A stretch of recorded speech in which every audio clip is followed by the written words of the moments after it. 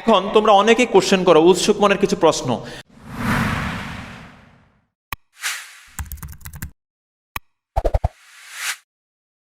দ্বিতীয় সেগমেন্ট একটু খেয়াল করো, তোমাদের কিছু প্রশ্ন থাকে যে স্যার আমরা কত ঘন্টা পড়বো। ওই যে বললাম মাই বয়, তুমি যত ভালো স্টুডেন্ট হও তোমাকে অ্যাভারেজ 10 থেকে 12 ঘন্টা পড়তেই হবে। এর বাইরে পার্সন টু পার্সন ভেরি করে আপেক্ষিক কোশ্চেন।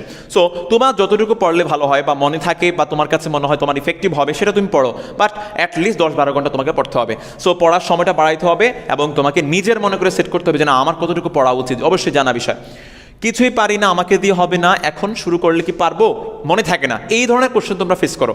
আমার স্যার মনে থাকতেছে না, মনে না থাকতেই পারে, বারবার রিভিশন দিতে হবে, লেখে বুঝে পড়তে হবে, লেখে বুঝে পড়তে হবে, বারবার রিভিশন দিতে হবে, তাহলে এবং সেলফ প্র্যাকটিস করতে হবে, তাহলে মনে থাকতে বাধ্য।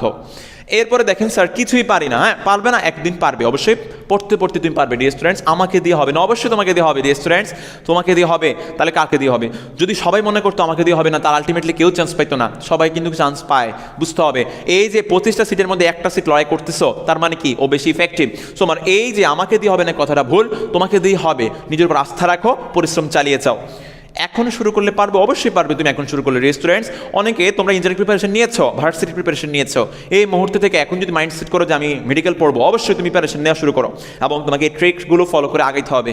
তুমি এখন শুরু করলেও পারবে ইনশাল্লাহ, 40 দিন সময় আছে, পরিশ্রম বাড়িয়ে দাও, 14-15 ঘন্টা পড়তে থাকো, অবশ্যই তুমি সফল হবে। হ্যাঁ, এই জিনিসটা ফলো করতে হবে, পারবে।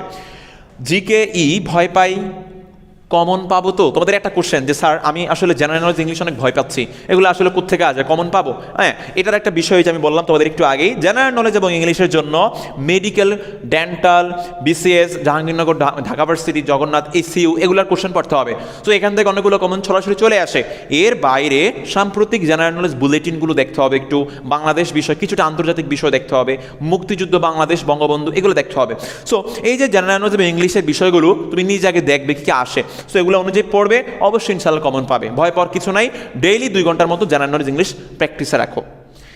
কত হাইয়েস্ট উঠবে, কত পেলে চান্স হবে, এটা একটা লেম কোশ্চেন কিন্তু আমাদের থাকে মাথায়, এটা যে হ্যাঁ স্যার আমি পরীক্ষা দিলাম স্যার কত হাইয়েস্ট উঠতে পারে স্যার, এটা আসলে বোঝা যায় না, এটা কোশ্চেনের উপর নির্ভরশীল।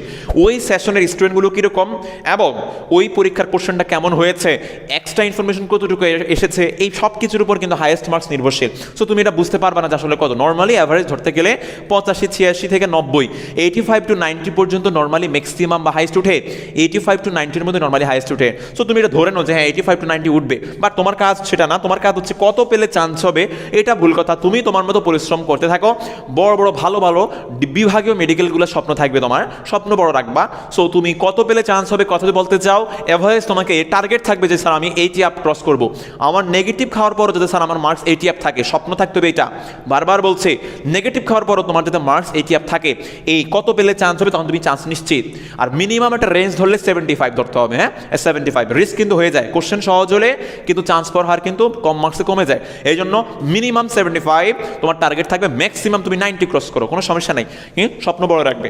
আচ্ছা এরপরে আসো কেমন হবে, কোশ্চেন আউট হবে কিনা, মানে কোশ্চেনটা কেমন হচ্ছে, কোশ্চেন আউট হবে কিনা, বা আমার কতটুকু রিস্ক অনলি মেডিকেল প্রিপারেশন নিলে। হ্যাঁ তোমাকে বড় কিছু অর্জন করতে গেলে রিস্ক নিতে হবে, কারণ আমি বলেছি 2 নৌকা পা দেওয়া যাবে না। হ্যাঁ 2 নৌকা পা দেওয়া যাবে না, একই সাথে আমি ইঞ্জিনিয়ারিং মেডিকেল প্রিপারেশন নিচ্ছি, ভুল হবে না, তোমার মাঝখানে নৌকার মাঝখানে পড়ে যাবা তুমি। তার মানে কি তোমাকে একটা ফোকাস করে প্রিপারেশন নিতে হবে, high risk high gain, risk নিতে হবে তোমাকে।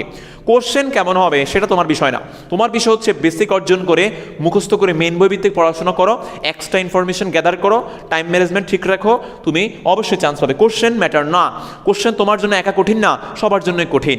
সো কোশ্চেন তোমার জন্য সহজ মানে সবার জন্যই সহজ।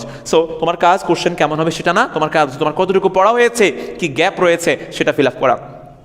কোশ্চেন আউট হবে মাই বয়, এটা অ্যাক্সিডেন্ট একবারই ঘটছে 15 সালে, তাও অনেকগুলো ঘটনা এখানে আছে, অপ্রীতিকর ঘটনা ঘটছে, এখানে 2 পক্ষই দায়ী। সো অ্যাকচুয়ালি এই কোশ্চেন আউটের বিষয়টা নর্মালি হয় না। সো অবশ্যই এই জিনিসটা অনেক জোরদার দেওয়া হয় বা অনেক তদারকি করা হয়, সো এটার কোনো সম্ভাবনা নাই। সো তোমাকে এটা মাথা থেকে ঝেড়ে ফেলতে হবে, অনেকের মাথায় কোশ্চেনটা থাকে, এটা ঝেড়ে ফেলতে হবে, ঠিক আছে, এটাও খেয়াল রাখতে হবে। পরীক্ষার আগের রাত কি করবে, আচ্ছা এটা খুব গুরুত্বপূর্ণ। হ্যাঁ তোমরা যেই ধর্মমতে তুমি অবশ্যই তুমি সৃষ্টিকর্তার কাছে প্রার্থনা করবা, দোয়া অবশ্যই প্রয়োজন, অবশ্যই মনে রাখতে হবে। আর তুমি ওই রাত্রে 10টা 11টার মধ্যে ঘুমিয়ে যাবা। হ্যাঁ পরীক্ষার আগের রাত্রে রাত জাগার দরকার নাই, তুমি 10টা 11টার মধ্যে ঘুমিয়ে যাও।